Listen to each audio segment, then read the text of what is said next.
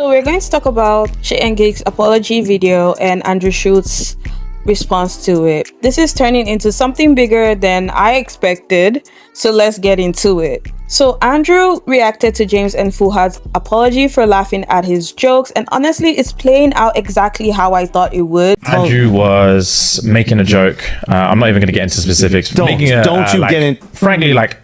racist joke. Yeah. And we were laughing at it. And to give, first of all, before we get into specifics or anything like that, obviously there's just literally no excuse. Pause. There is no excuse. Agreed. Pause. There's no excuse. There's no fucking excuse. Ow. And Can you pause? I'm sorry. Pause. No excuse for that. I just want to take in the beginning of it. There's no excuse for jokes. There is never an excuse for making jokes. What, can we try?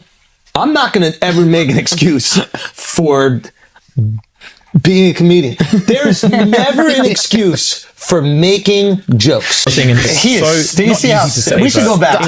We should go back because he's going through it right now. Look how he practiced this. I'm gonna pick my skin on my finger. guys.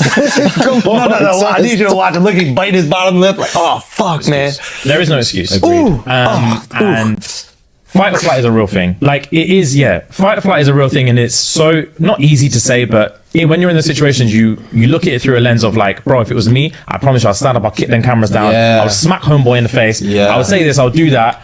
But when you're in there, you're in shock. You're in shock, and all you want to do is move on. Yeah, move on is the fuck. I've been there. I know what that's like. When you're just having fun and laughing with the boys, and you're like, I just can't wait to move on from this.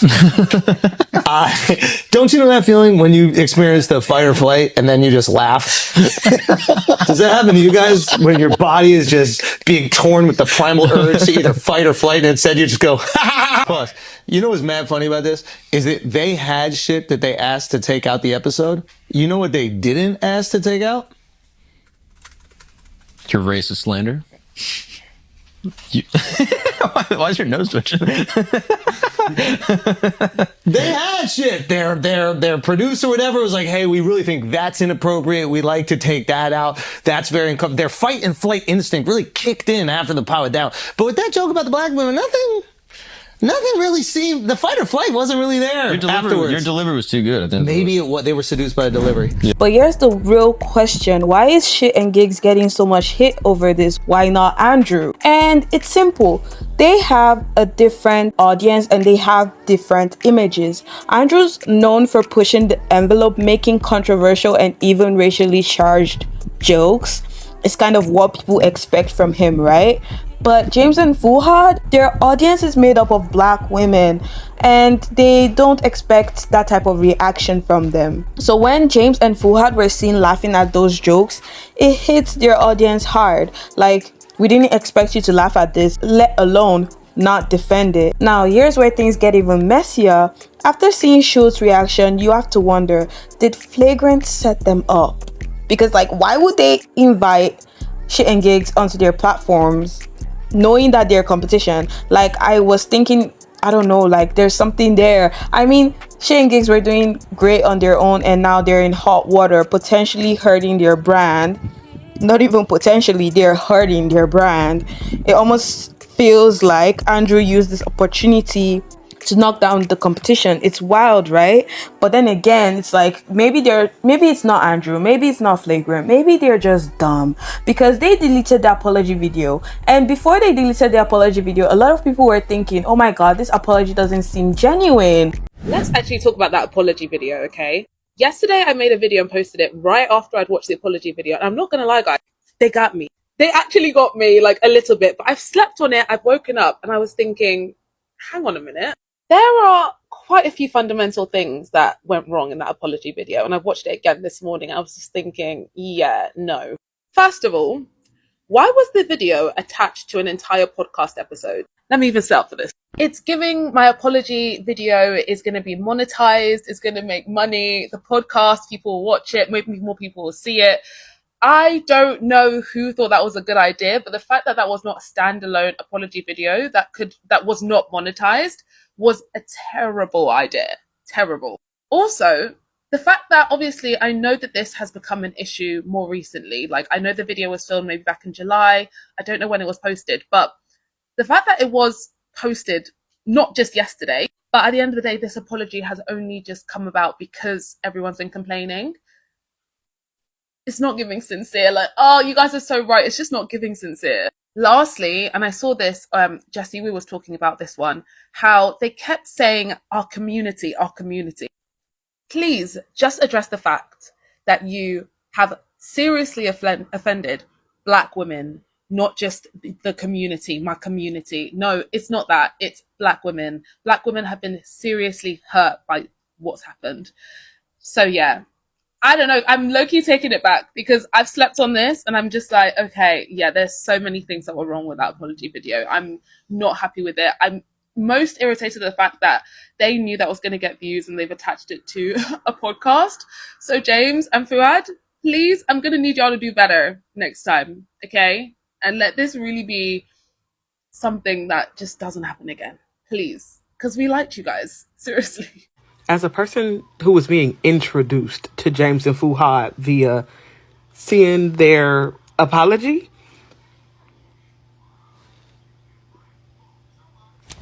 I don't know if I should be yapping about this, but I'm going to. So after I watched what seemed like a really rushed apology wherein taking accountability was basically just like, we're human, I had to seek out the clip. Like, what did y'all do to make niggas that bad? So I clicked the search bar and immediately a video pops up of these two on a man's podcast, Take Your Vitamins, and nothing stuck out to me about a podcast. It seemed like typical male with podcast behavior until I heard that man say, Kendrick fans, get him. Immediately knew everything I needed to know about the two Black men on the couch. That was the nastiest dog whistle. Because of the line in the rap beef that made that dog whistle possible, which is when Drake said, Kendrick always rapping like you're trying to get the slaves freed. We've had so many conversations as an app and, all over the world about what it means to be a part of a culture versus just in it. And the second they heard that dog whistle and didn't clock it right there, told me exactly which one they are. In their apology video, they said something along the lines of like, it was like fight or flight. In the moment, fight or flight, both of them froze. But that begs the question, what were y'all afraid of? It's not given that they were afraid of what he said, because from what I'm hearing now, it seems like they say things similar often. It's giving we are afraid because usually we don't defend when things like that are said around us. And now that we have this audience that is made up of people that will 100% expect us to defend, we don't know what to do in this moment.